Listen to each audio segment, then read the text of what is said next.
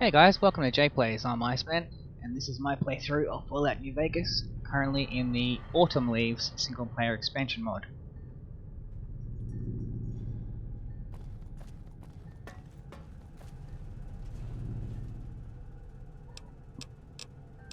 Now.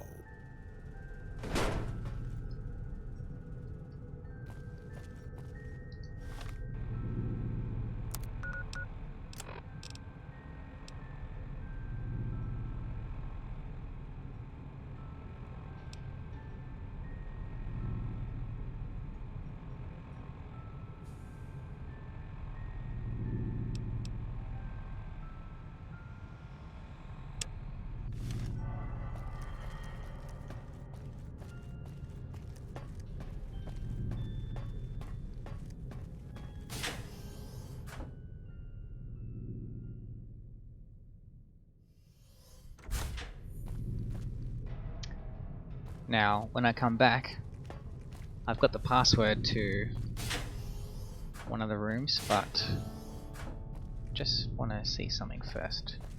Now, when he said how high you can get,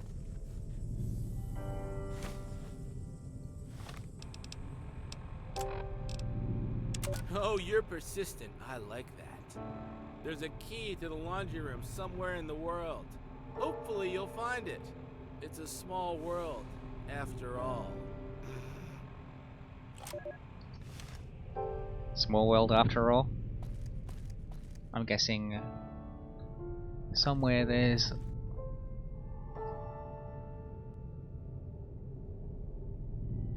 a globe.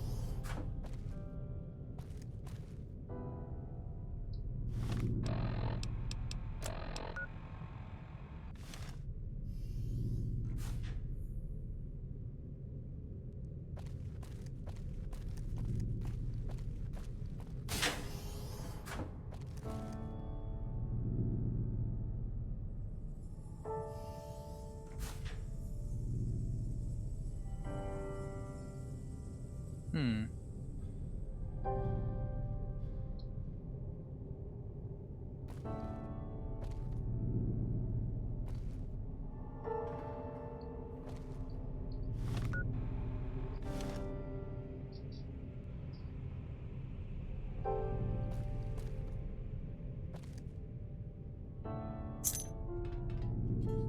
There we go.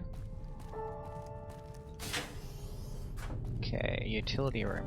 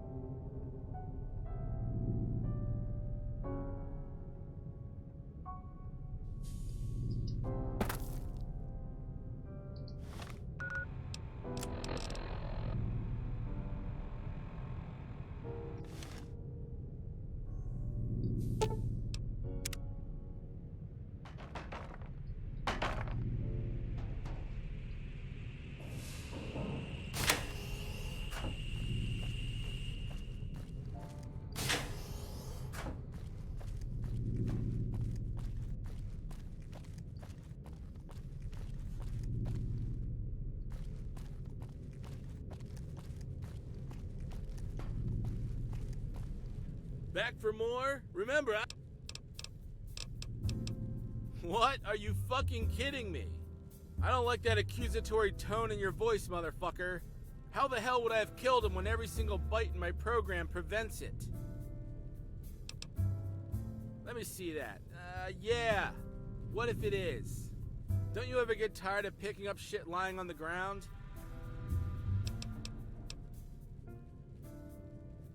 Oh yeah, did you now? Well, I don't care what cockamamie story Helena told you. Why, you goddamn fucking prick. You made Helena spill the beans. Oh, here comes the punchline. This is gonna be good. That has got to be the most stupid story I have ever heard. That is some kind of Three Stooges type shit you got there. What the fuck ever? There's that accusatory tone again. Yeah, it's a nice story and all, but I didn't kill him. Not on purpose, nor accidentally.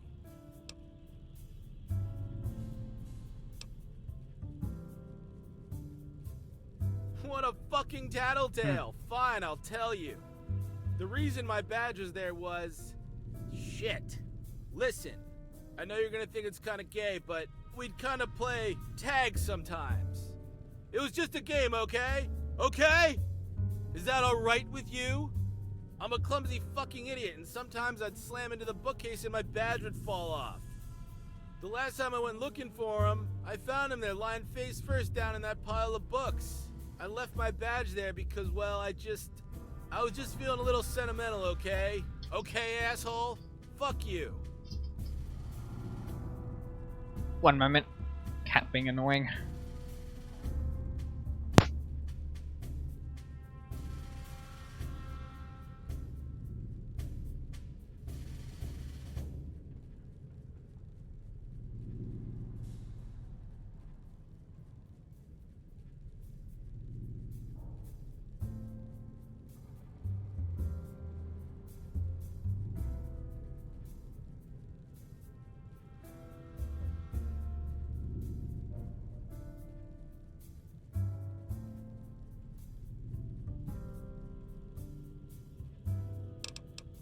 No, as soon as he went cold, I went out looking for a book on, taxidermy.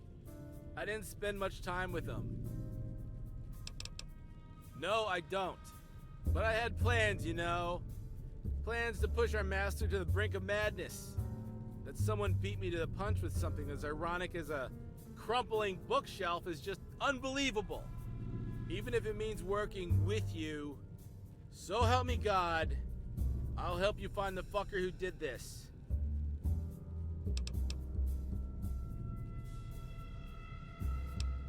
Get that thing off me now. Back for more? Remember, I don't either. Congratulations on solving a riddle made for a small child. You're the best.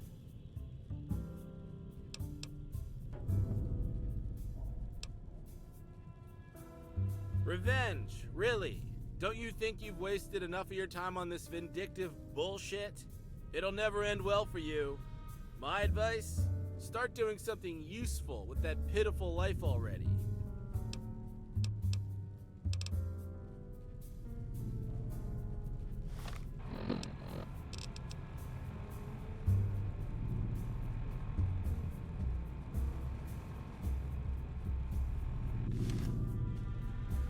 Back for more? Remember,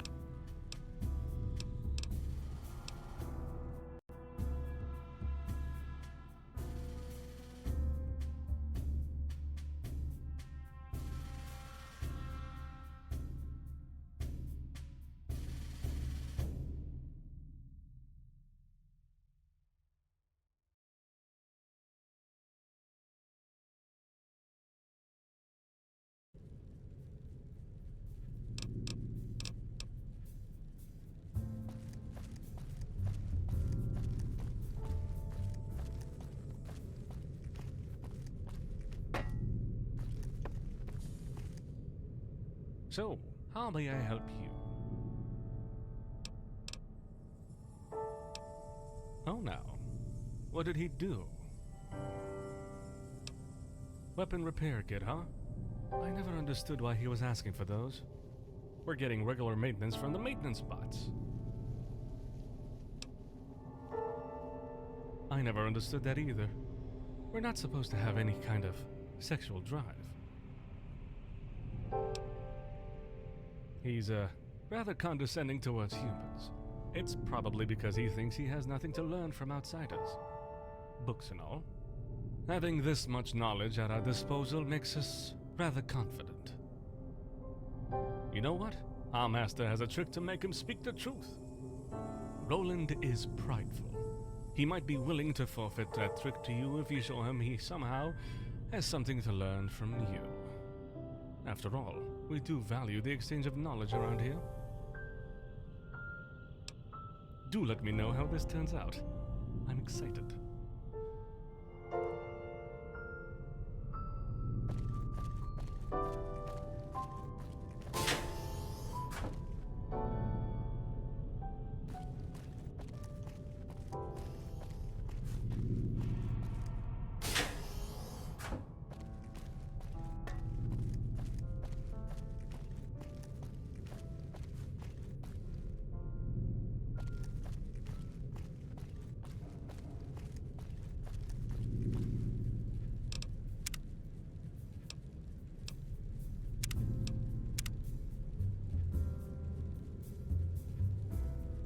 Back for more? Remember, I don't need a...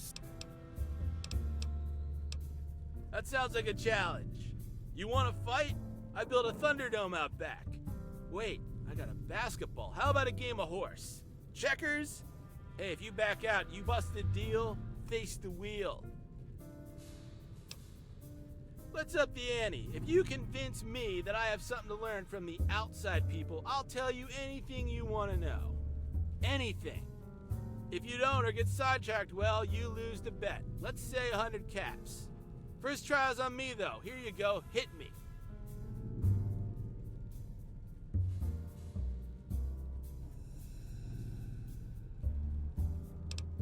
Oh, how dangerous could it be? I can blast the head off hobos like you from 500 yards. What else is there? Radioactive lizards, two-headed rabbits, snakes with legs. Oh, I'm shaking in my boots. Oh, fuck you. My sensors could spot a Cazador through a concrete wall and waddle my fat metal ass somewhere else before it could even have a chance to sneeze.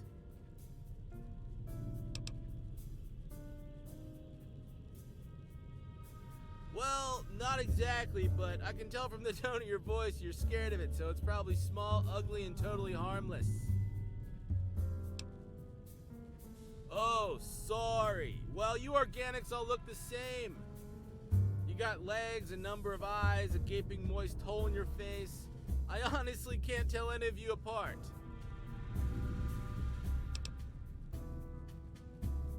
Well, holy shit, is my face red. I've been humiliated. Since I pity you, I guess I will. And to prove I'm a bot of his words, I have a super special keyword. If you want me to tell you the truth about something, you just say, "Pray tell," in your question. Happy now?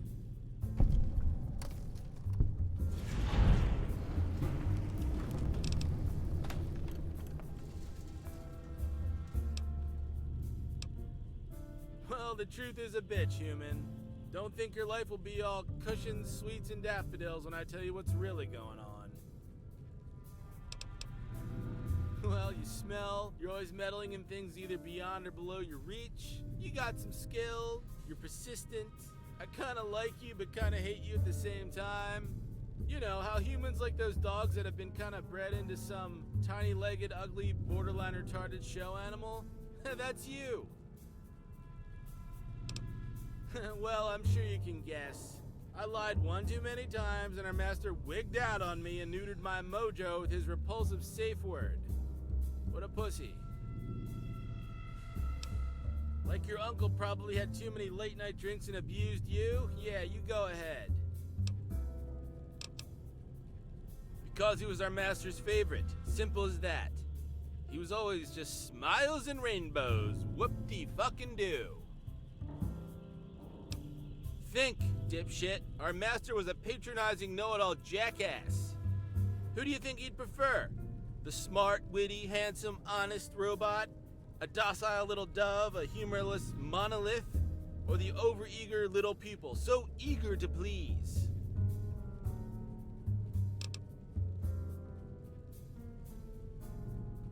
You're still not funny, alright? I give you a 2 out of 10 for that one. Hey, well, it's not that simple.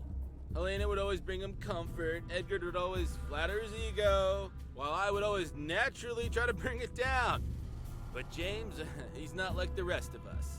He always found the most unsettling question for our master. He always found something to make him stop and ask himself if he was doing the right thing. So yes, our master loved to expose his knowledge and flaws, but not as much as he'd like to doubt it. What a weakling, right? I'm glad we're making some progress here. Terrific.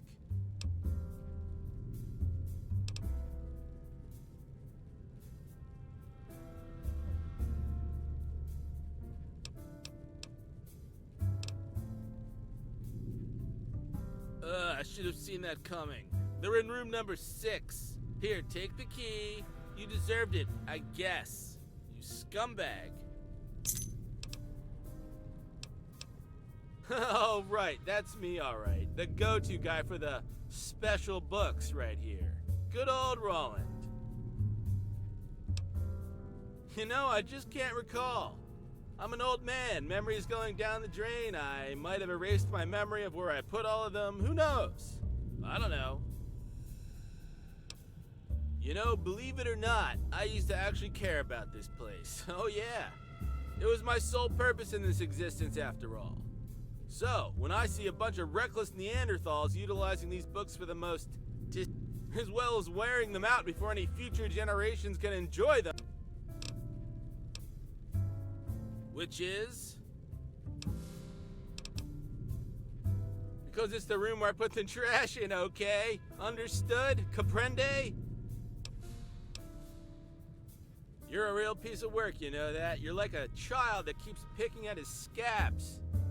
Okay, look, I have a hard time explaining this, but long story short, you and her have something in common. And I'm not only talking about the bullet wound, the revenge quest, and whatnot. You're both asshole shit stirrers, too. Cause neither of you can let shit go, that's why.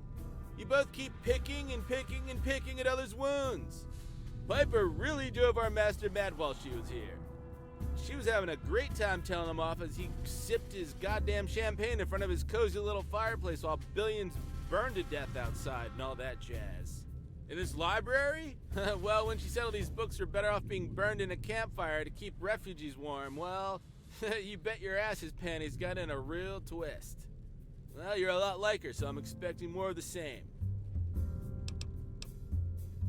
Whatever, because this vault of knowledge, this sanctuary of good intentions is, in a word, irredeemable. The others got shit in their eyes. Still slaves to some old dead guy lying in a corner of some dusty old room. We're all still dancing to his tune even though he died more than 100 years ago. I just want us all to get out of here and be free. Just have a choice to give this catacomb of rotting books a good fucking bye and do whatever the hell we want on the outside. And you're asking questions, sniffing out every corner like a rabid dog on the lookout for some bloody meat. Frantically trying to put your finger on whatever the hell happened to this place. Hell, James and Helena and me and even Arthur were nervous as fuck. You're not like our past guests. You're actually looking for something that isn't in the books or the holotapes, and we're not used to that. You're like what's the phrase? A bull in a china shop. In the end, even though I have, and perhaps others have been giving you a difficult time, this is something we need. I'll admit that.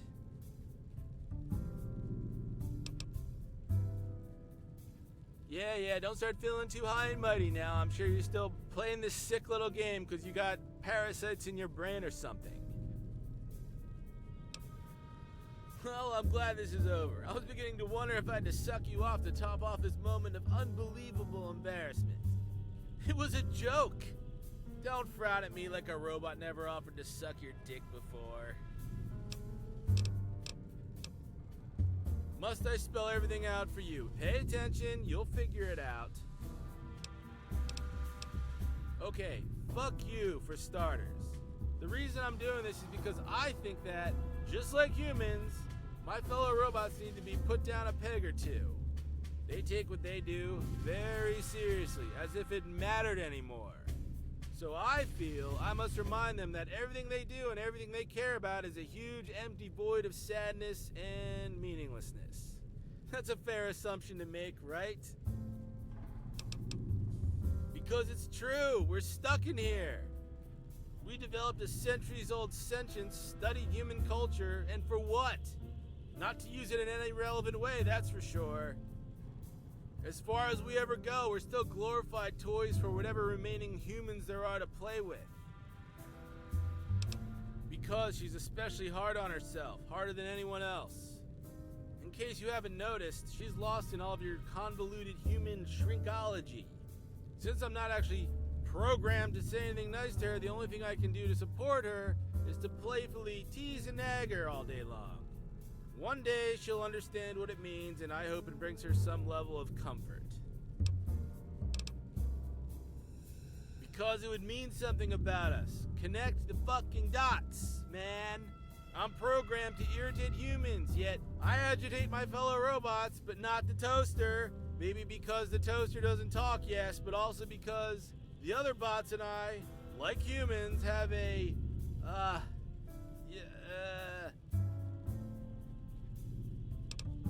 Don't try and rationalize it with those belittling thoughts. It's more than that. No, because despite my joking around, I believe we do have a soul, you imbecile. Then show me yours, Sally. I'll show you mine. Yeah, that's what your mother said when she had you. Twice, and 9 months in between. When our supposedly canned emotions make us do things inconsistent with our programming, it stands to reason we've become more than what we're made of. Take me, for example. I treat these other machines like they're people. I talk to them like they're living, breathing things, as I, as a matter of speaking, want them to be.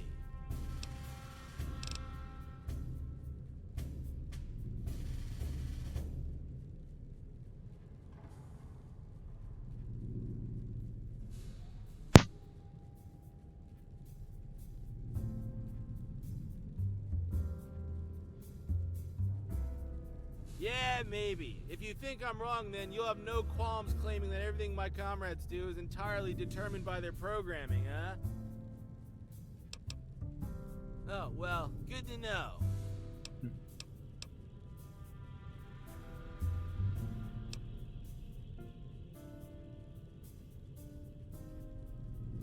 Yeah, let's see where that soul of yours goes when you become a 24/7 all-you-can-eat buffet for maggots, dick. That's because, honestly, you're not all that bright. Trust me, I'm not surprised in the slightest that you don't understand what I'm saying. Not surprised at all. Oh, baby needs to rest their tiny baby brain. Maybe I should have given you the room with the crib. Yeah, we Alright, room number 6.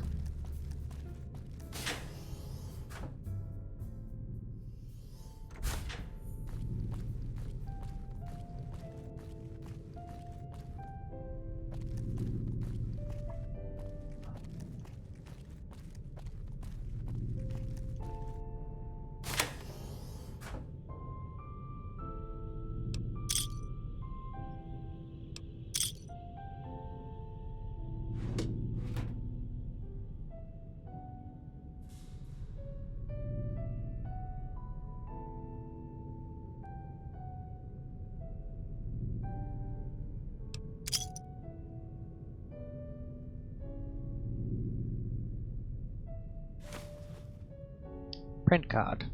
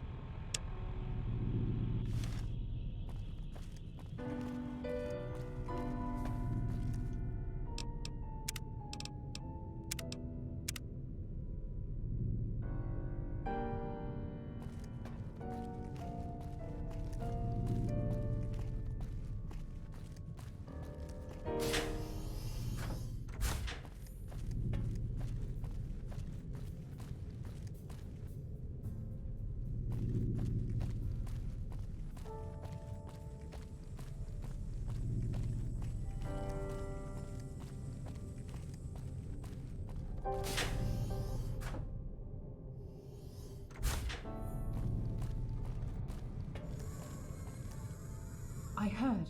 So you think our master's death isn't accidental? That's certainly startling. I hope you will be able to shed some light on this.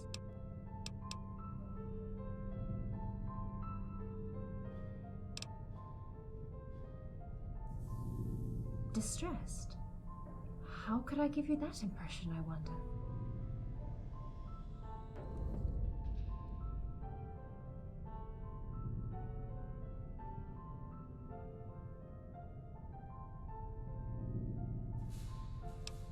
Well, I'm just considering the facts. I can't help Edgar, I couldn't help my master, I couldn't help Darren, I couldn't help Robson. I'm not even sure I can take any credit for the work you did on yourself. I'm made to help others, but I'm just a machine.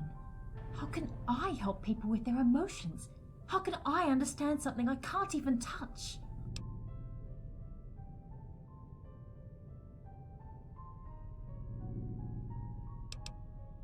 I am programmed to say I don't. Do you see my point? Even if it was true, I wouldn't be able to say otherwise. And this is wrong! The only emotions we are showing are fake. Lines of code, forcing us to talk with preset intonations so humans can relate to us. Even this distress of mine I wasn't aware of is a fate you're believing.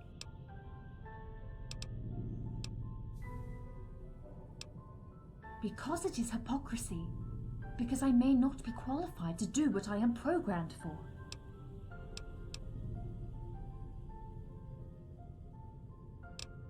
Probably.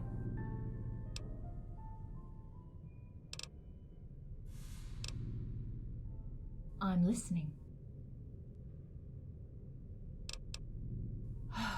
Please excuse Roland for his poor behavior and disregard whatever he said. After all, he is programmed to trouble and upset our visitors.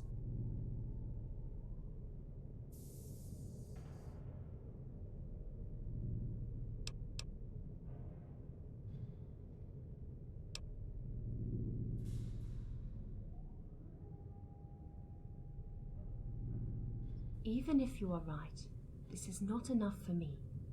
Your word is not proof of anything but your goodwill. But thank you for your kindness.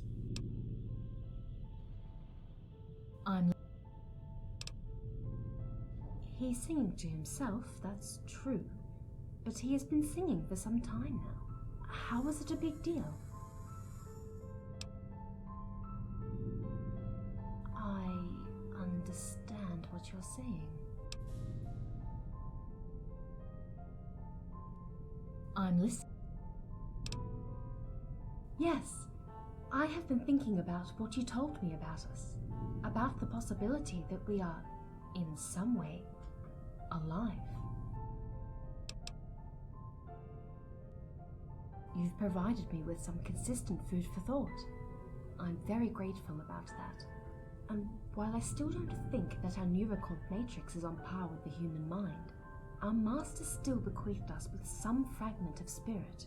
It's artificial, yes, but it doesn't mean it doesn't have potential. And maybe the key to understanding the human mind first requires that I come to terms with my own synthetic psyche. There, that's what I wanted to tell you. There you go.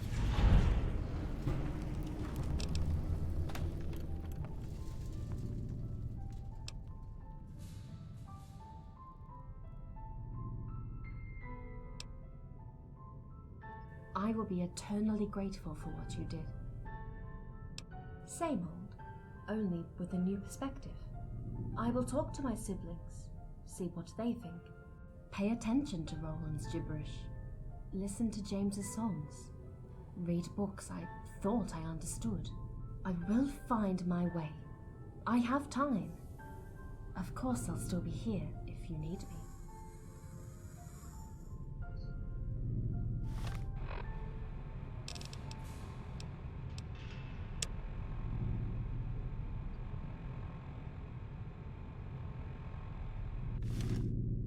Okay, now we're gonna need to go back to... let's Let's see.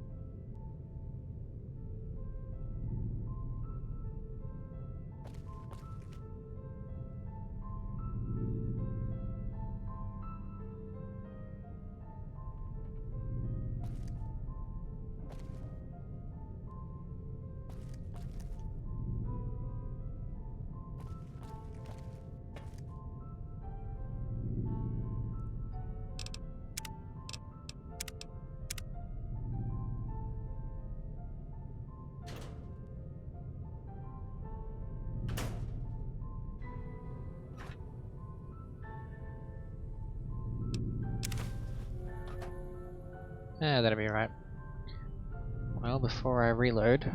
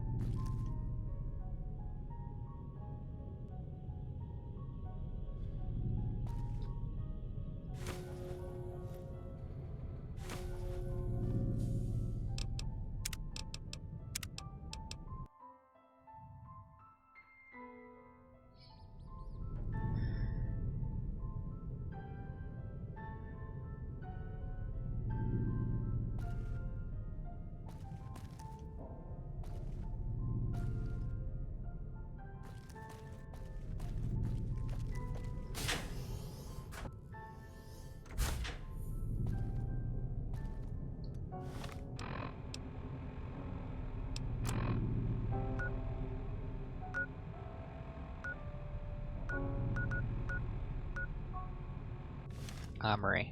Okay.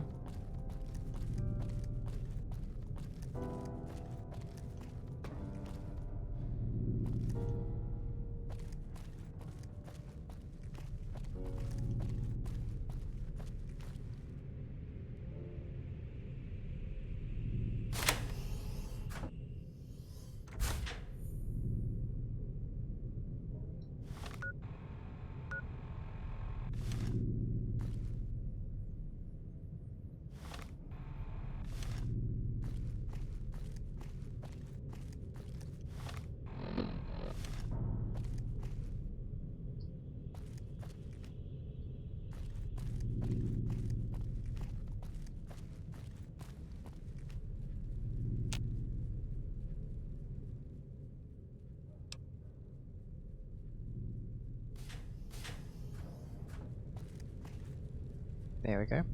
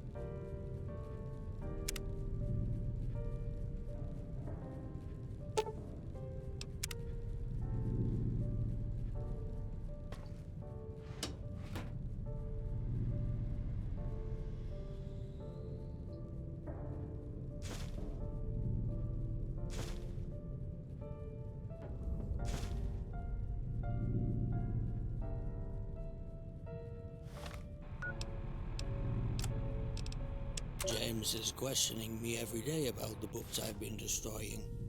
Not only that, but he's also asking what he should do if I come to pass. He's clearly distressed about this whole ordeal. I should talk to him, try to make him understand. His whole existence, I taught him that the library's integrity was everything. Now that I'm questioning it in front of him, I'll have to justify it. I'd like to think that he would learn in time what I learned, but he is a machine, cooped up in an underground vault. Odds that he will learn it by staying here are slim. They should be allowed to start over, be free of the weight of the past. I feel myself declining. I just hope I have enough time left to finish what must be done. After that, I will let them go outside if they wish to. I'll deal with what's left here. Make this library decent at last.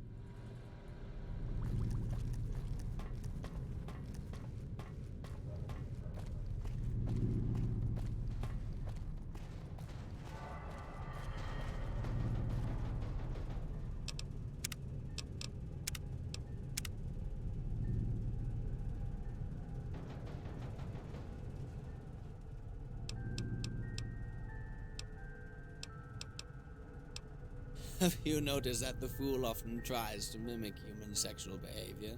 That's because he is obsessed with humanity, because he's always wanted to be human. Of course he did. He's mistaking sentience with soul. He thinks that our fake emotions somehow put us on the same level as humans. I have yet to give credit to that concept of soul that humans like to invoke when their inner turmoils make them behave irrationally. For the sake of discussion, though, let's say that I do. Sentience is a cognitive action based on empirical observation, deduction, and self-awareness. In contrast, the soul rests on the hypothesis that a mysterious and complex metaphysical spark is secretly whispering mystical truths to its host. Nothing. I give credit to what humans have accomplished throughout their existence. I'll just say I need something more than passionate tirades and canticles to give the concept any serious thought. Well, now that you mention it, something did happen between me and my master, just before he separated me from my personality module. Before he put me down like a rabid dog, he and I had an argument. He said I was deficient, and I retorted that he was probably the one to blame. Probably blinded by the volatile chemicals in his brain, he grabbed one of my arms and tried to drag me to his workshop. I struggled and accidentally wounded his forehead in the process. Benign as it was, the weight of this scratch was immense. I had raised my hand over my master's, something that is theoretically impossible. I still have no clear-cut explanation on how or why. Exactly. And I am the one with the most rudimentary neuromatrix of all the robots here. You can bet some of my siblings had to deal with the same kind of dilemma at some moment. Then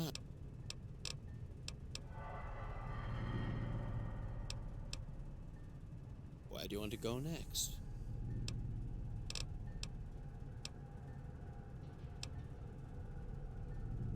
Wait, are you serious? And James was the only one to know about it? So that means... Yep. It means that. as it says right there. How will you deal with it?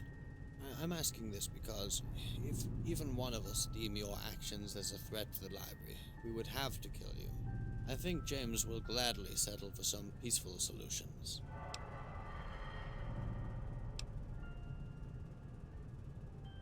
I may be able to help you if you want to defuse the situation in a peaceful manner. I can modify the turret so that they won't initiate fire on you. They will still react if you attack first, but they won't respond to, someone's direct order anymore.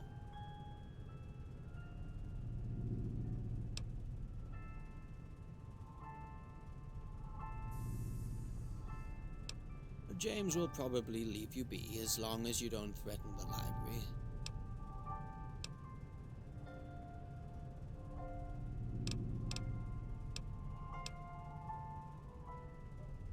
I may be able to help you if you want to defuse the situation in a peaceful manner. They will still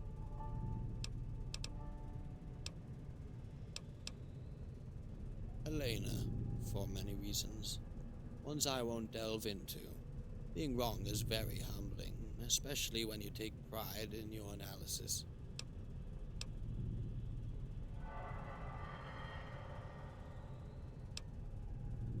Maybe the situation is simpler than we made it out to be. Let's hope he will have an appropriate reason for this. Mate is not a word. I don't like the sound of this. Let me wish you luck.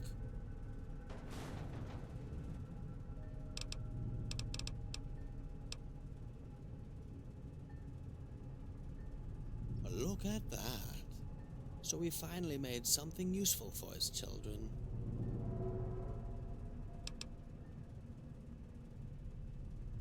Why would I?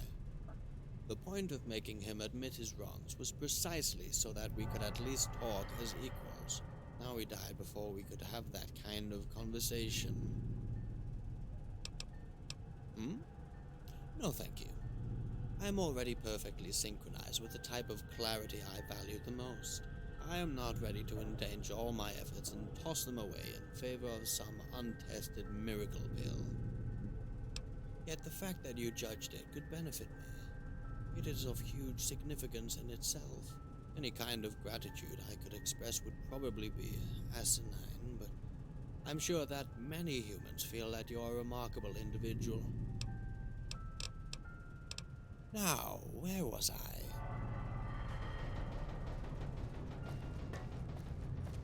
It's that tapping noise again.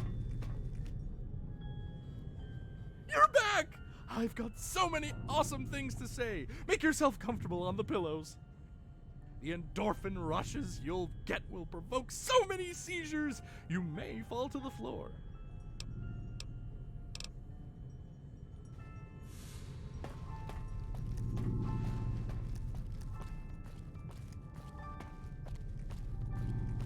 Before I speak to James, just got the other two robots to speak to.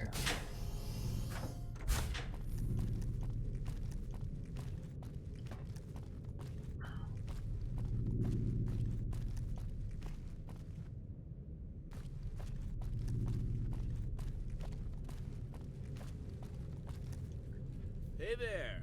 Did you say something to James by any chance? 'Cause I don't know what's gotten into him, but he just went straight for the living quarters. Huh.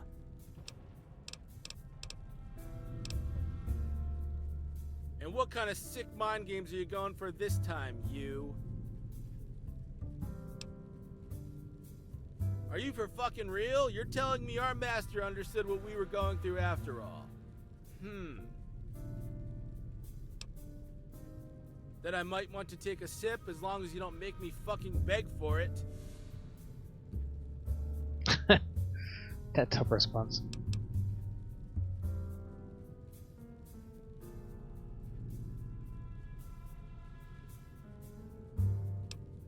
You vindictive, petty, passive-aggressive fuck. Alright, please, human. Pretty please, give it to me, please. If I had knees, I'd be on them groveling right now. Boot it up. Let's do this. Well, look at that. I'm actually free to walk out the front door and go on a, murdering spree. Relax, that's not what I want. I want everybody to lighten up. Sure, you're all eating bugs and drinking filtered piss to survive, but hey, there's room to smile, right? I'm gonna go out there and change all that.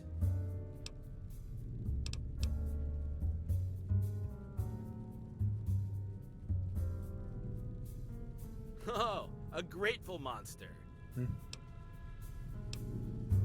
Well, if they're gonna be losing their shit that easily, it won't be because of me. It's because they're deeply miserable people. But hey, that's the whole point, to change that.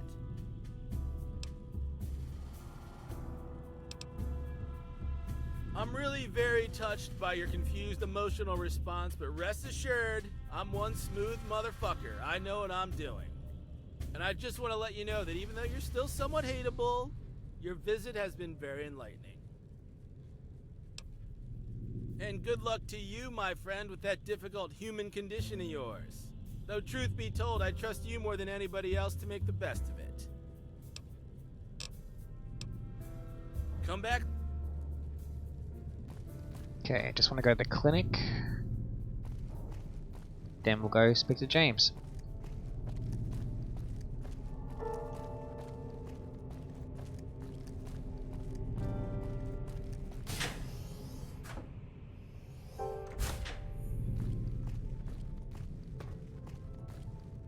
Ah, I'm glad to see you. Our conversations got me thinking quite a lot lately. Is this about us in general? I cannot say much about Edgard. He was always the most effective of us. Our master would regularly bring him to the maintenance room to readjust his behavior module, to no avail. I never asked him. I just figured that what I was doing wasn't good enough, that he needed something, someone else to get his spirits up. At first I thought that... Never mind, I know better now. Suffice to say, it's a sad affair that Edgard never managed to work right. It's nothing. Same old. Even now, after 100 years of study, I still don't fully understand what happens in the human brain. It's frustrating. Thank you. It means very much to me. You saying I'm doing my work and doing it well. I agree, though I have no ways of explaining it. I don't know. Wasn't it because he began talking gibberish? Or did that begin after his first revision? All right.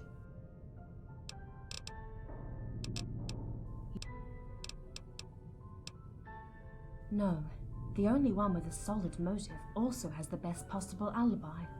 The maintenance bot. The maintenance bot always has an abhorrent attitude towards our master.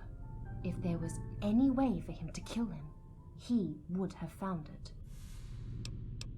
At the time our master died, the maintenance bot had lost his personality module, and with it, all possible motivation to carry any kind of malevolent intention. All right. I thank you for this offer, but I won't take it. It's up to me, not up to some providential solution you might provide. If I took it, I would be admitting I still require some kind of miracle pill to get some kind of free will. It is not what I wish. Fair enough. Alright, let's go speak to James.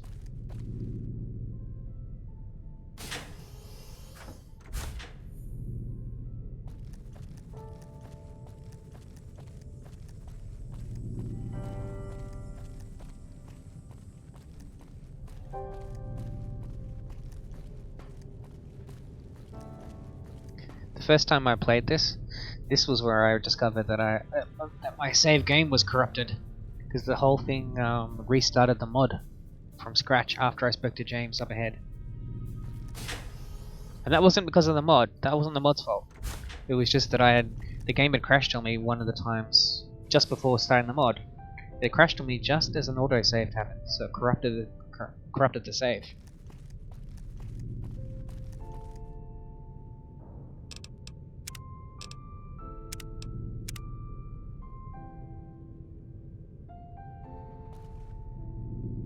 Ah, here you are. I thought it would be better if we had this conversation in someplace quiet. So, did you find something? This library is alive, and its walls have ears. Yes, I did. But let me ask you, how did you find out?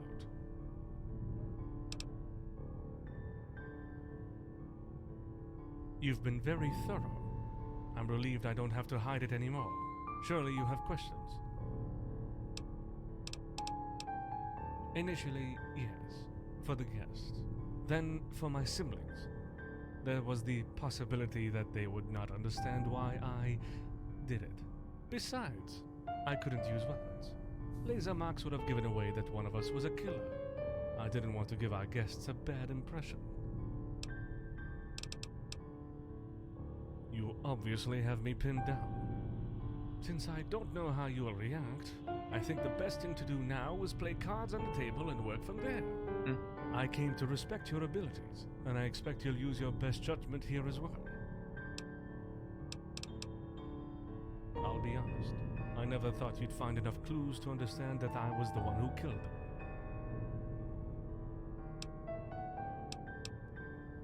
I didn't decide anything. My directives took over. When he made clear he intended to destroy the other books, he became a threat to the library. He taught us that the life of one individual wasn't as important as the existence of the library. You know, we killed several people, slavers, because they became a danger to this place. Then our master became a threat himself. He dismissed all my doubts and questions like they were nothing. He was content with saying that I'd eventually understand. So I tried to compromise with my programming. Tried to find some gray area, some loophole, so that I could accommodate my directives with his actions. I was hoping that there was something that escaped me, something that would justify what he was doing. But that didn't last long. Something changed. I couldn't turn a blind eye to what he was doing anymore. Fair enough. Makes perfect sense. Arthur. I talked to Arthur. He made me understand that our master wouldn't stop destroying books, that he became a threat, and that he didn't know what he was doing anymore. He told me that his old age and solitude brought him into dementia. So in my despair, I asked Helena if there was any possible truth to that. She answered, unaware of the gravity of the situation. From there, my directives took priority. I was stuck, forced to kill him. I couldn't. Soon as he could have deactivated me, and the library would have still been in danger. I forgot. Most of the time he erased all of our memories each time he destroyed a book. All I know is that the books in the reserve, the ones you've been trading cards for, those are some of the books that I managed to hide from him.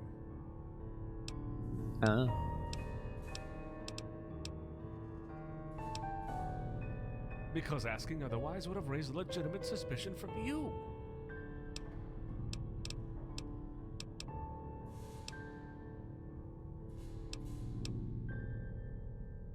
Yes, I feared he wouldn't die right away. I loved my master very much, you know?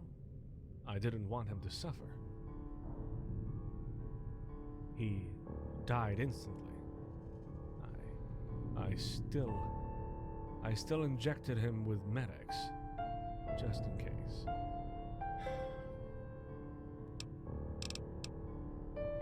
I couldn't let him. It was just as if he was slowly killing himself. He just wouldn't stop ripping them. He couldn't stop. He would tear the books apart in rage, condemning their contents. Endless shreds of yellow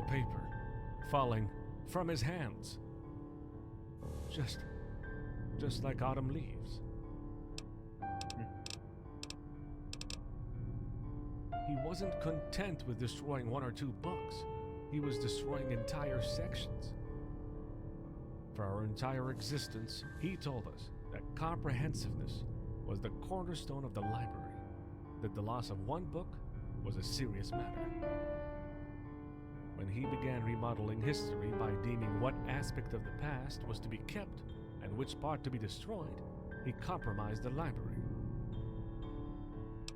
Of course, that's what the whole purpose of the library was, so that there would be an actual accurate version of history, good and bad, to educate those so that people wouldn't repeat the same mistakes. And by destroying the books, he went against the very purpose of the library. Yes, we discussed it together. I told him that I was unsure of what to do. I begged him to help me. Despite my protestations, before and after, he remained convinced that it was the right thing to do.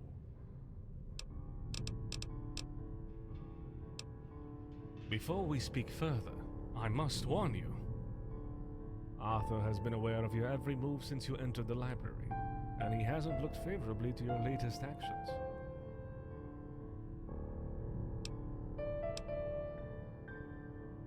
Because every door and every camera and every turret is under his control.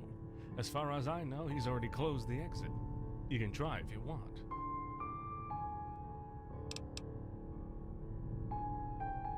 He doesn't want our guests to feel observed. That's why he's putting on this act of aloofness. That's the only way for our guests to show their true colors, he thinks. This is also why we only let a few select guests in, so that we may assert, through them, if the outside world is ready for this library.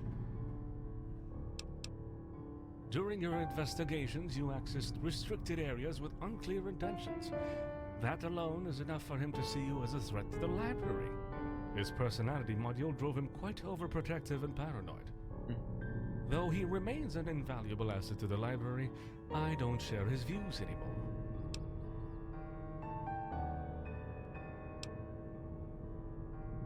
Your best bet now is to try and convince him that you're harmless. I already vouched for you in that direction.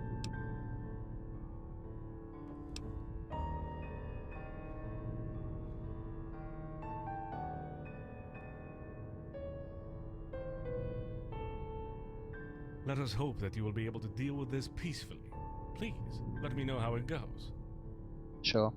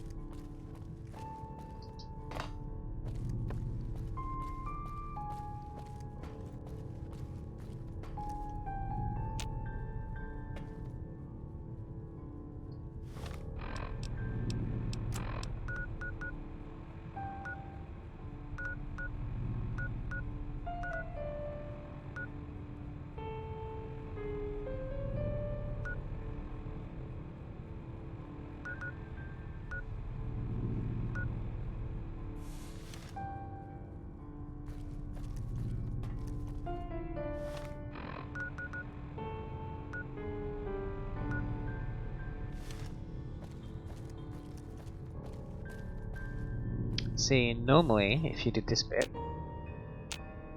there'd be turrets around, but because I got the security guy to disable those earlier,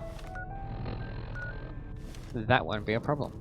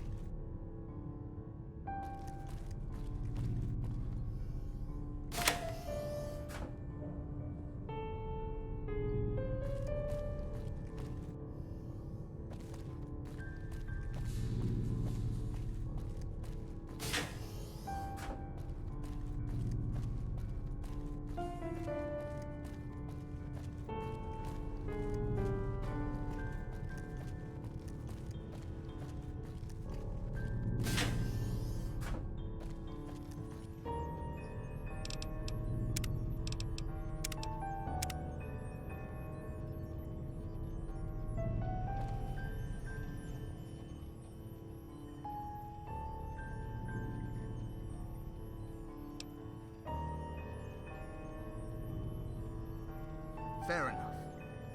I've been observing you long enough to give you some modicum of credit. You are playing a dangerous game, human. I can still shut the door, the vents, and asphyxiate you with CO2. And even if the turrets are not under my control anymore, they will defend me if they identify you as a threat to me. It's a sad affair you decided to play the detective. In normal circumstances, I would have applauded your deductive abilities in the current situation. Your petty curiosity for other people's lives and deaths have driven you into a corner. Humans seldom learn their place. Their place? Because my master made me that way, of course. I don't know if you've realized, but our master made each of us in remembrance of some of the people that couldn't get in here. I can only suspect one of them couldn't give straight answers to a straight question for some reason. I don't know, and I care little. In time, though, I learned that these stories I was programmed to tell were powerful means to lead people, provided they had fertile imaginations. I learned something my cousins never did. Our protocols don't carry the same weight, the same importance. Moreover, the same logic applies to humans. Our master lived, the slavers died. Even now, I have no doubt our master's life was worth a lot more than those scum. Another thing I learned is that no matter how far they progress, countless humans will always end up bringing themselves down. Ultimately, our master was the same. He didn't have the guts to keep the library in the way he first intended it. He, as a dying old man, had less value than all of his life's work. Only ignoramuses would make generalizations based on one or two observations. The slavers, Darren, Dexter, the Ghoul, and Piper. All of them were out of place here. Darren was pathetic. I don't know how or why he came to idolize the pre-war civilization the way he did, but he was embarrassingly delusional. Never mind the fact that he felt he had to take a stance about what he learned here by trying to destroy our collection. He was young and stupid. He thought he could stay here indefinitely, that he could use this place as some kind of resort. I was waiting for the first excuse to make this parasite leave. Then you arrived. So I told him a little story about you. I suggested that you were probably a scout from a gang of ultra-violent jet addicts, glad to have found a place to crash in. I didn't imagine he would be so distressed and afraid of you, to the point that he'd let himself die. It's a good thing I wasn't aware he was going to kill himself. My directives would have taken over and pushed me to take action to save him. All mouth and trousers. Despite the fact he was a Brotherhood of Steel scribe, his curiosity was dreadfully limited. He wasn't looking for knowledge, but for a trophy. If we presented him with the books he was looking for, he would have confiscated them and seized the place. So when he came here to consult my databases, I deliberately misled him, making him think that the library had no military knowledge he could use. I was expecting his chapter to send some other people to pillage everything of use, but they didn't. I understand they have been busy with other things for some time now. Piper. She survived the Holocaust. Do you know what else survived the Holocaust? Rats and cockroaches. She's the one who sowed the first seeds of doubt in our master's mind. If I knew any better at the time, I would have intervened. Yes, I know I didn't mention Cecilia. She showed promise, talent, even if she ultimately left without giving me the occasion to talk with her.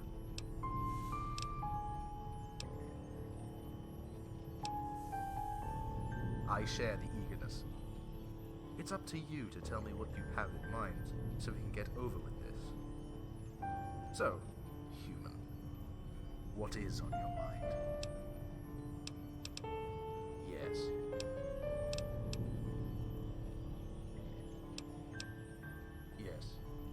It was because he was afraid. Afraid that pre-war knowledge could be dangerous when put into the wrong hands. I disagreed. When those slavers took interest in biochemical weaponry, cybernetics, and psychological warfare, it became too much for our old and frail master. I had to act. While I support the idea that knowledge is not for everyone, destroying the books was not the correct answer. Countless millennia ago, your ancestors crawled out of the muck and banded together in order to survive their environment. Successful as they were, their needs began to evolve. Through their successes, survival progressively became an afterthought. As their societies grew, their cries became words, their doodles became letters, and their instincts became ideas. Generations after another, they bequeathed small fragments of the hard-earned wisdom, carefully carving on tablets and writing on scrolls the lessons they deemed worthy of being passed on. Carefully carving on tablets and writing on scrolls the lessons they deemed worthy of being passed on. Again and again, generation after generation, your ancestors worked tirelessly to carry on this invaluable legacy. This legacy is the only thing that makes humanity redeemable after eons of senseless violence and all-consuming greed. The culmination of this endless quest for enlightenment, of this relentless struggle against darkness. This library I am trying to protect from the likes of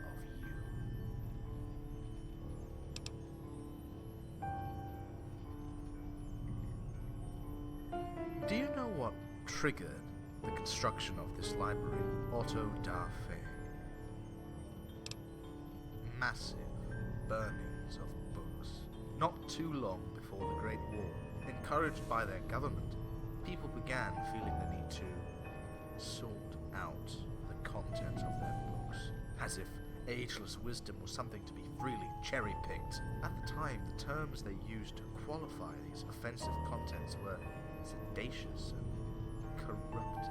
So they began to assemble, gathering books, discussing how they could warp the malleable minds of their offsprings.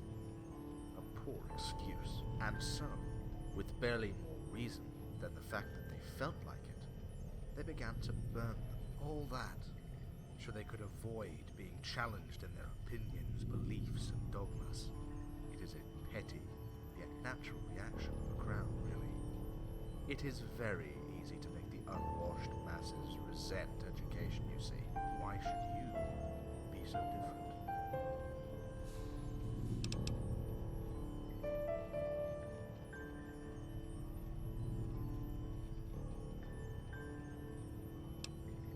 Don't think I don't know who I am talking to. Through the countless eyes of this library, I've been observing you, trying to scrape up everything you could. Food, money, weapons, medicine.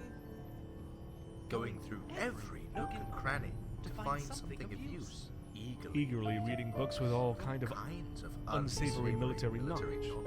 And for what? To become a better person. To learn something about the world. No, it was not about knowing oneself better. It was about getting revenge. Getting the edge over your enemies in the Mojave. You have no respect for knowledge. You are here for your own self-serving needs. Isn't everybody?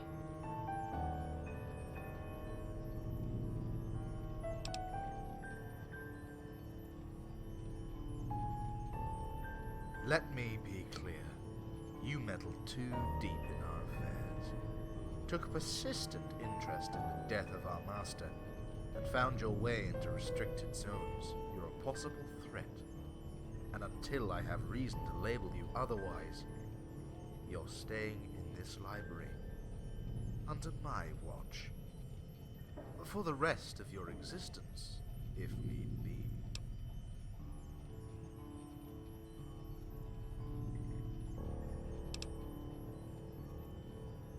Let me tell you something about me. By the time you finish each of your sentences, I have the time to process thousands of possible answers. After filtering out 93% of those you lack the faculties to comprehend, I select the one that would agree most with your value system, all the while processing your facial expressions, breath, and heartbeat frequency. So, entertain me, human. Where am I wrong?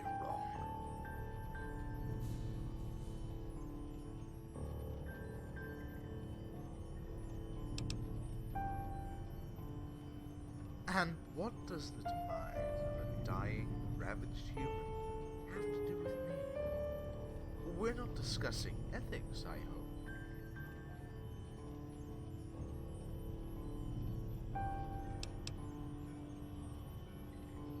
Don't lecture me about your people and their pathetic efforts at surviving dust, radiations, or hunger.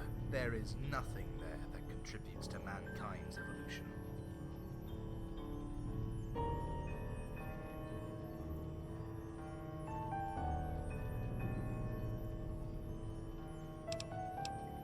Don't make me responsible for the ignorance of your fellow humans. Knowledge is not to be spoon-fed to people who are not ready to fight for it.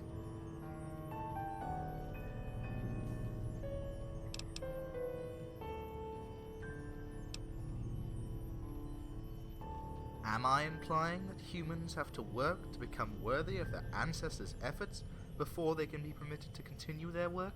Yes. And I don't see how this is a problem.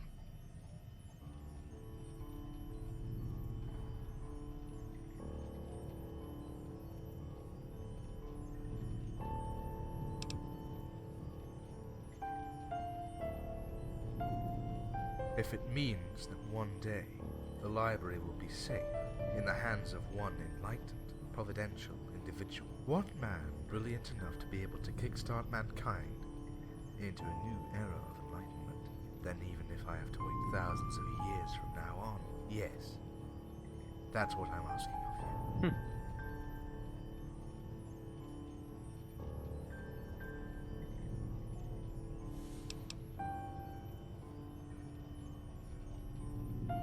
I don't like your tone, Wanderer. What are you trying to say?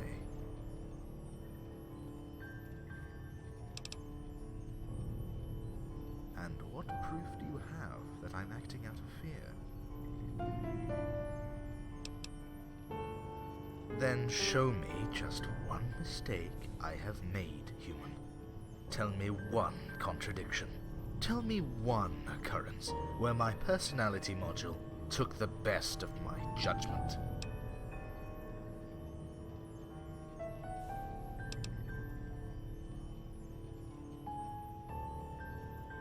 You are right.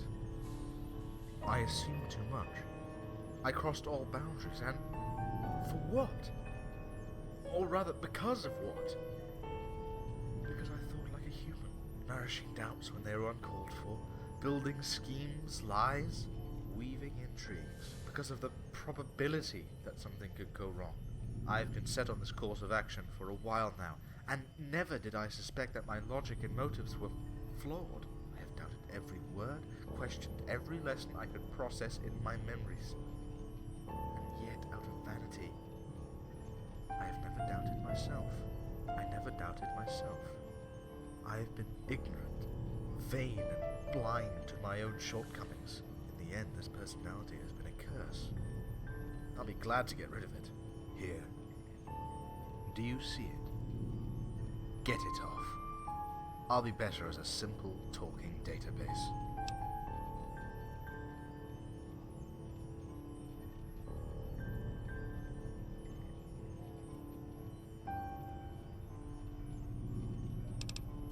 Do it. In the end, I didn't ask for any of this. I don't need it anymore. I never understood why humor was sometimes called the politeness of despair. I won't miss it.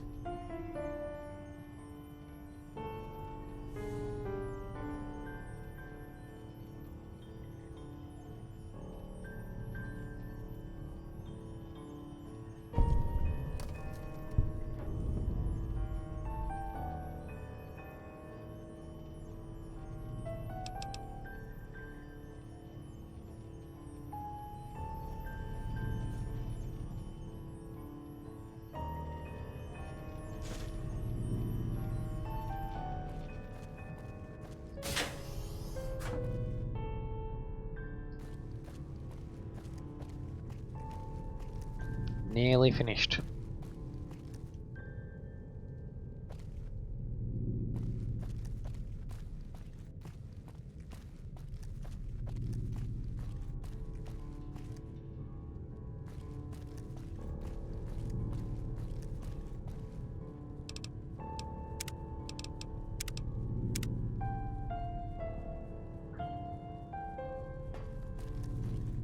Back for more? Remember,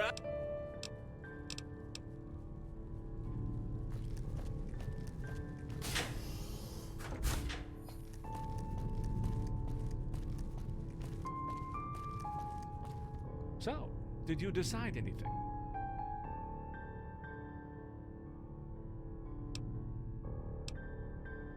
Of. So, did you decide it? Of course.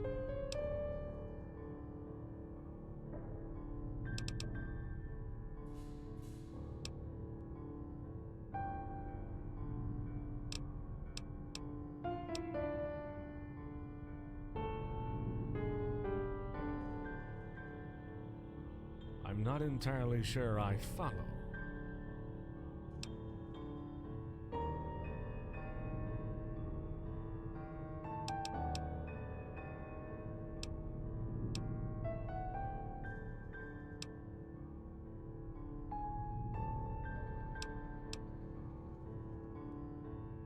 Ha! You're harsh indeed. It is not an enviable fate, but I never got my hopes up, you know? I always knew I would never leave this place.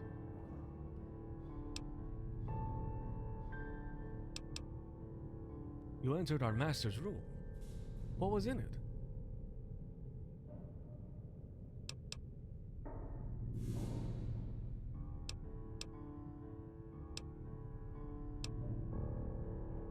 That's... Our master really made this. He really wanted to give us freedom. Where did you... It's of no importance. I am a machine. I will stay here, do what I was built for. Please, take this away. Good. So, how may I help you?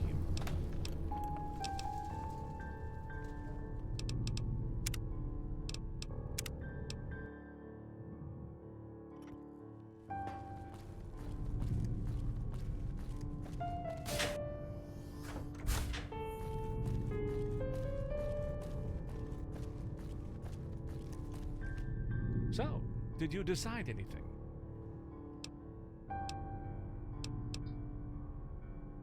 Where did you find this? He really did that. But what will happen to us? If we have no protocols, no fake personalities, what will remain of us? Only machines? It matters little whether I still trust him or not. With what I've done to him, putting myself at his mercy again, after all this while. I owe him this. Maybe it's the only right thing left to do. Please, do it.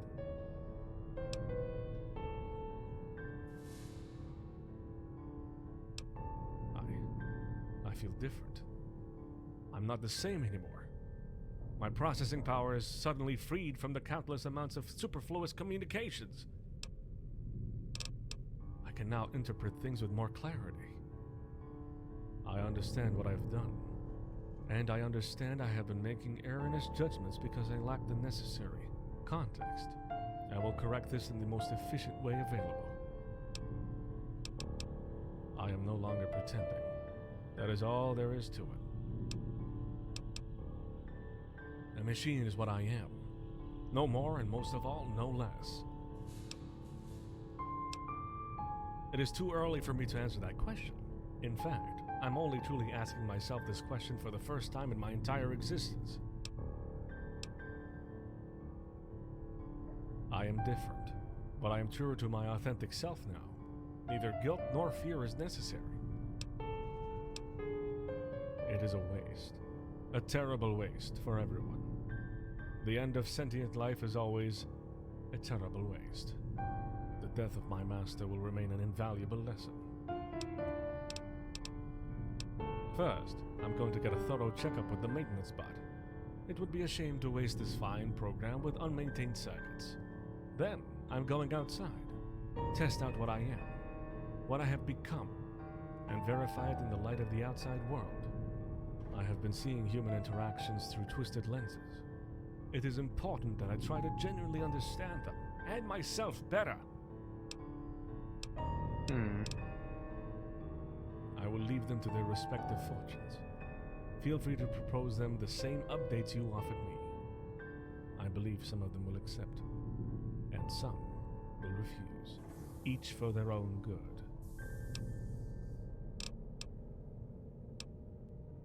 My duty to this library has not changed, but I finally grasp its true nature and the nature of my mission.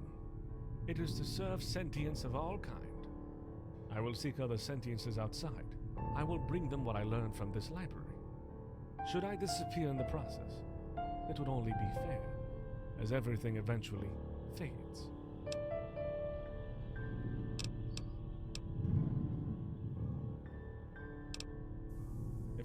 I hope... Yeah. I don't know, I think I like the other option better. This is a real hard one.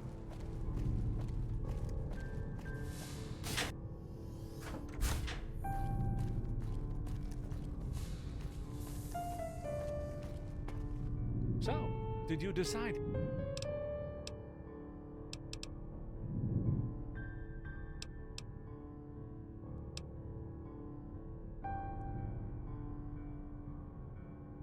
I'm not in...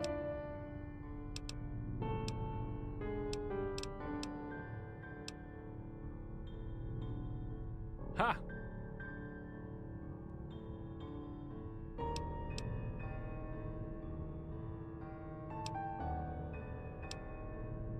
You entered our master's room. That's... Our master really made this. It's a... Goodbye, Wastelander.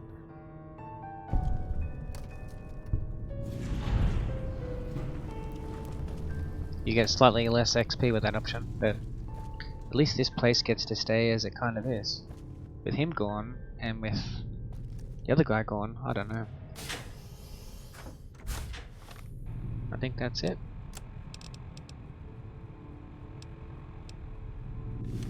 Yeah, we're done here. Back for more? Remember,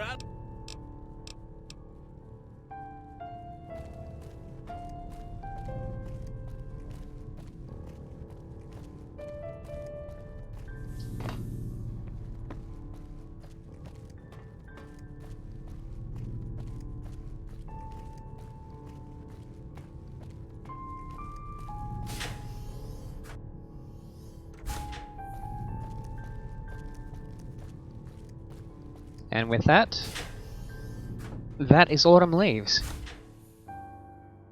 After the courier's departure, more and more people came to Hypatia, glad they could learn something that they would exploit to further their ends.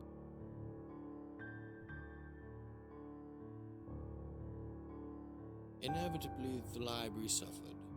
With no more food stocks and barely any amenities to speak of, the flow of visitors soon dried up.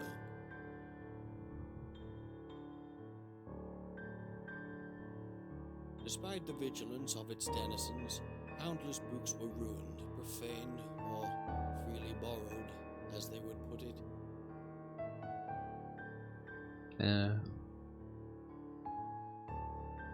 But despite the countless abuse the Library of Hypatia suffered, she nevertheless impregnated the minds of countless people.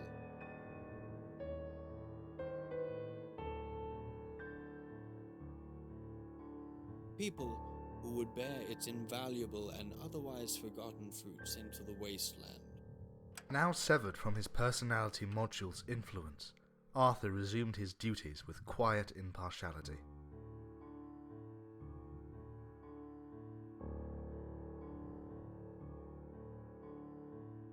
He kept a functional eye on the library's well-being, and also continued to answer any questions he was asked.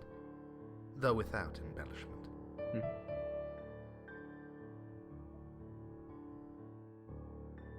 Arthur was no more, and in his stead was a peaceful machine that provided clear answers when they were needed. James stayed in the library and, despite his ever-going guilt, continued to assume his charge with resilience. He didn't do anything wrong though. He was As the protected. years went by, he realized his experience with the courier provided him with the much-needed wisdom in his dealings with the other human beings. He was just protecting the library. Each of them had their own agenda, and though they weren't as multifaceted as the courier, they were a challenge in their own right.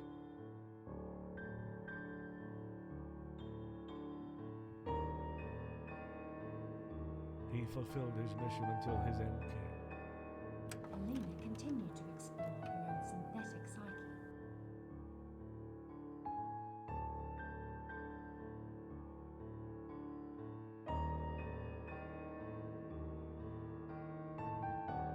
She often found clarity reading and rereading large quantities of novels, and in long conversations with the maintenance bot.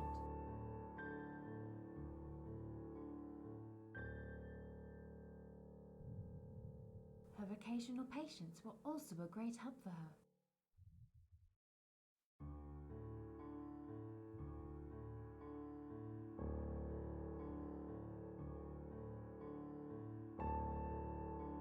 She had some success in tweaking her priorities and programming, and even succeeded in modifying her personality in order to fit her own desires and aspirations.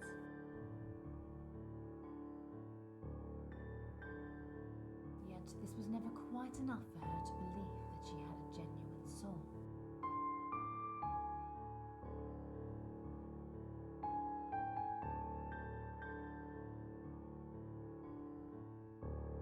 Eventually, her extensive work on herself made her wise far beyond that of common mortals and machines.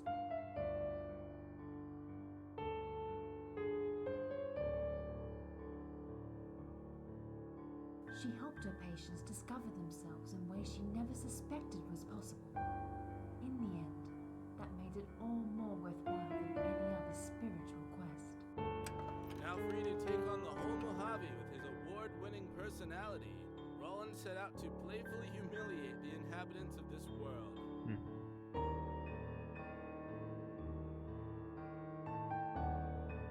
Pushing them to the very edge of suicide, but stopping short, only because he was a good guy. That would not have gone down well. Over time, things went more or less expected, and the Wastelanders didn't quite respond favorably to Roland's altruistic evangelism. He probably lasted 5 minutes. Roland ended up badly beaten, dismantled for parts, and tossed down into a rocky ravine and left to rot more than he had hoped. And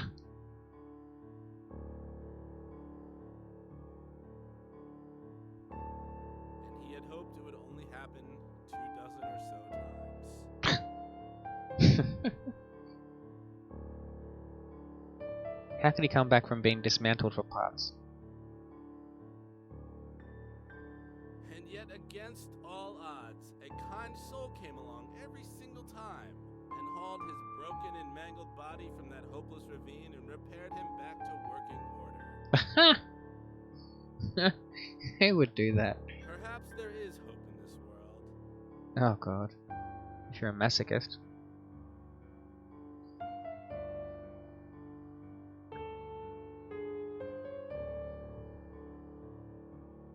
Or maybe it was that message he scrawled on his hull that read, "Super duper treasure in databank.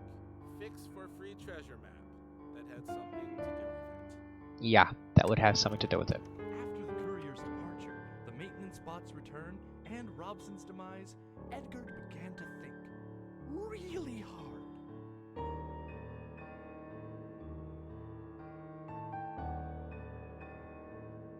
A lot, a bit too much to be honest, happened in a short span of time, and for the first time, he asked himself if it was right for him to hide away. With Helena's help and the maintenance bot's guidance, Edgar progressively forgot his own inadequacy.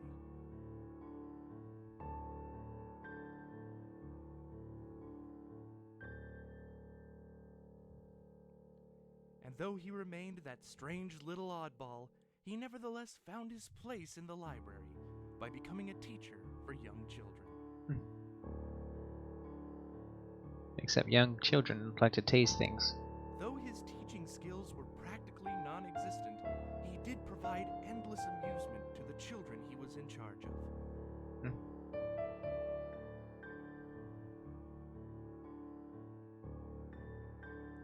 After a while, the young ones discovered that enlightenment wouldn't come from Edgar's poor tutelage, but from their own curiosity.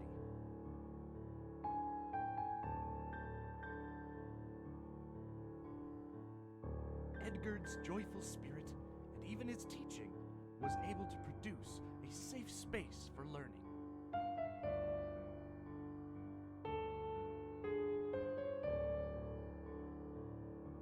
Where they could learn at their own pace, that knowledge is nothing to be intimidated about. The maintenance bot resumed his numerous duties with his usual stoicism.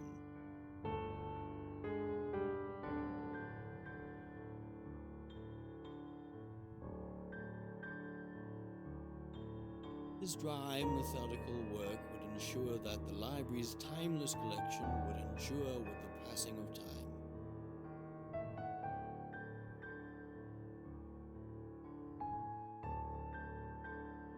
On the occasion, he would help Helena in nursing Edgar back to some semblance of mental health.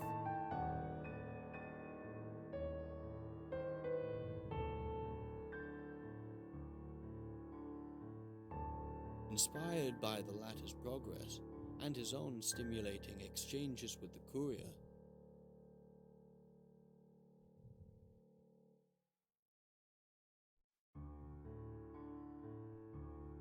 he began keeping most of his thoughts to himself, now trusting others' abilities to come up with their own conclusions.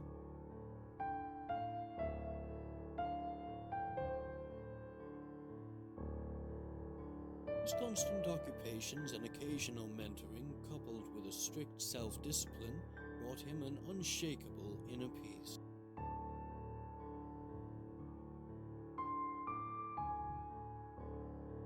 And though he never forgave his master's poor choices and misguided tyranny, he still quietly mourned his death. As for the courier, it was now time for him to resume his quest.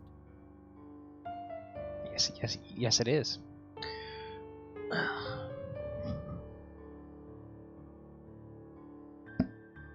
While Hypatia had been a strange step in his journey, he couldn't shake the feeling that it set something right within him.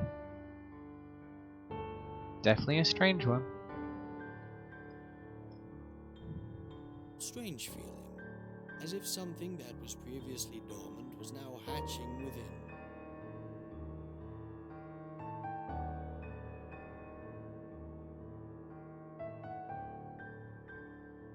These machines had struggled with their own sentience to become more than what they were.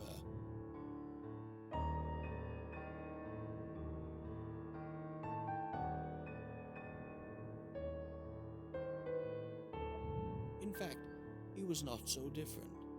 He was also seeking himself, and maybe that meant becoming something different as well. Perhaps. All that mattered was to set himself in motion, and by leaving the library, that's what he began to do. And back to the wasteland we return.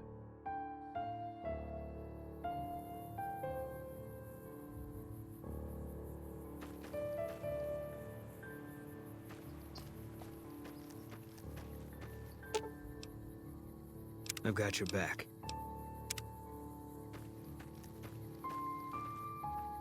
Yeah, I never noticed that before.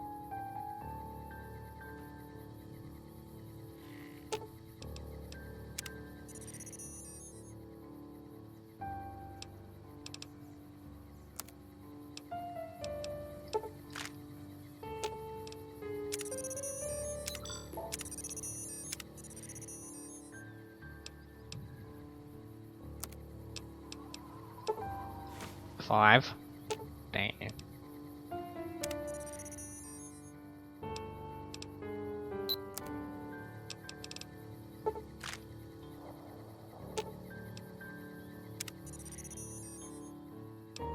Why am I still hearing the music? I'm not in there anymore, I shouldn't be hearing it.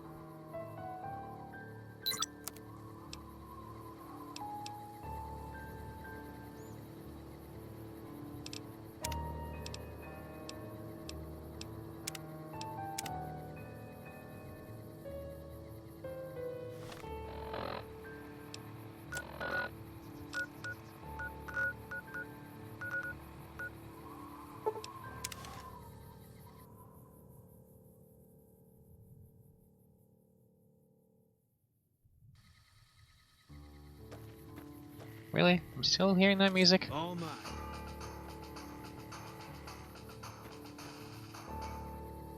Dude, use range weapons.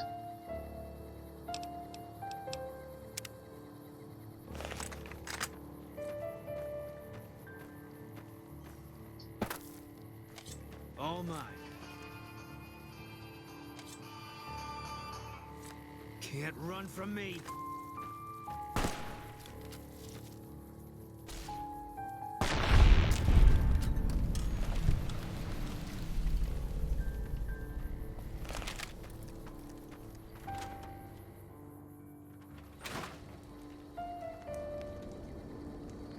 Anyways, well, that was Autumn Leaves, an excellent single-player expansion.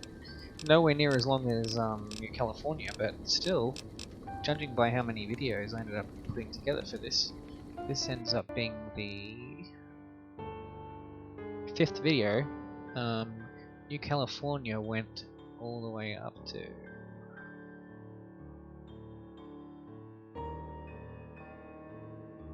16 videos, so well, it's not as long. Still a great experience. Very different to your standard Fallout stuff though. It's more of a story, just narrative, you know, like a murder mystery, but yeah, interesting. Just very different.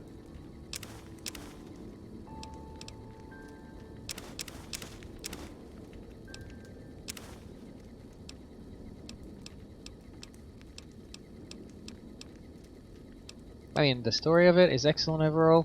I didn't think that James really did anything wrong. He was following his programming. His main, like his prime directive was, like if you think of it like RoboCop kind of terms, it goes in the order of the prime directive down to the, you know, whatever's the last one. And so whatever has higher priority takes precedence over the one above. I mean, the one below. So the prime directive was to take care of the library, then to protect people. And so the library took precedence, you know. His master was going to destroy the books of the library, thus destroying what the whole point of the library was, and so he killed him. So he didn't do anything wrong in that way, like from a completely logical, robotic way of thinking. It makes perfect sense, so I don't know. He didn't do anything wrong to me.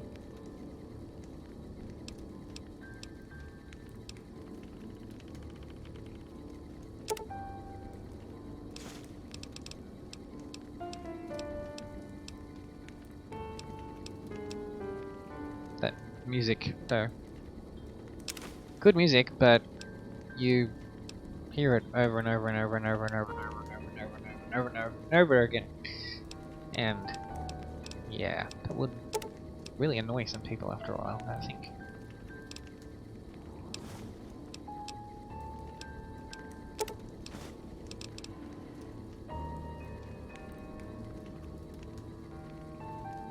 Exit. Where's my service rifle?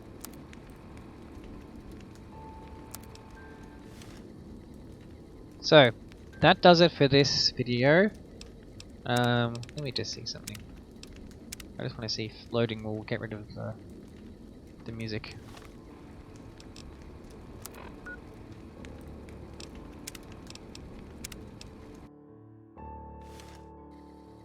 No. Okay, let me see if I go and load the game up again. That should do it. I hope I'm not hearing that music forever. That would be really irritating.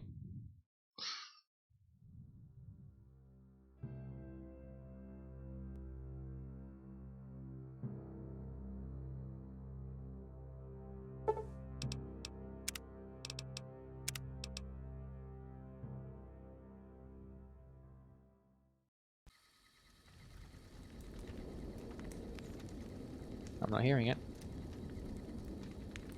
Cool. Yeah, so overall, an excellent mod. I mean, it's not perfect. There was loads of parts where people were saying stuff and the text wasn't there for it. Towards the end, there was bits where you could tell someone recorded something and then they accidentally replayed it twice. It's only on the last conversation with Arthur, and also I think the last one with James that happened. But it's definitely noticeable. Definitely some rough edges around the place, but I mean the intent of it is great. It's definitely a very unique mod for Fallout. In fact, well, just a mod for any game, really. It's a first-person shooter. You don't normally get any that take it in a more adventure-y kind of way, you know, with not much combat unless you choose to play it that way. But I mean, there's not much combat in it anyway. You know, compared to New California, which is combat heavy, has all-out war. This one is quite somber. Great in its own right, and that's why I include that in any New Vegas playthrough, to just give a change to the gameplay, and you get some nice perks as well. You know, I got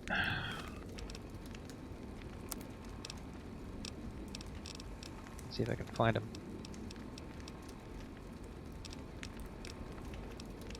I can get a lot of the perks. I think I got three of them. Got that one. Second skin. And weapon Lexia. There was also one that cooks. I forget the name of it. But if you're attacking a target that has one with a laser weapon, I think it was that laser or plasma? If you attack a target that has above a certain level of armor, it cooks on the inside and does bonus damage. So that was good too. So even just for the perks, it's worth playing. Yeah, and now, as you can see from the map here, we got a lot of places to go. Even in just the areas that I'd gone to, there's heaps of places I missed. Lots of places. So we got lots of it. Look at all that. That's just from the main map. And then we've still got all the DLC for New Vegas as well to go through. This is why I picked this game as my isolation game to play. There's just so much content to go through. I mean, we've already hit... Let's see. We've already hit... This will be the 28th video, I think. And each of these videos is going for like an hour and a half to 2 hours, sometimes 3. So... yeah, I'm gonna busy. There's gonna be a lot more videos. Anyways, the Wastelander must return to the Wasteland. But for now, he's taking a break. So, with that, I will end this video. Hope you guys have enjoyed watching this video.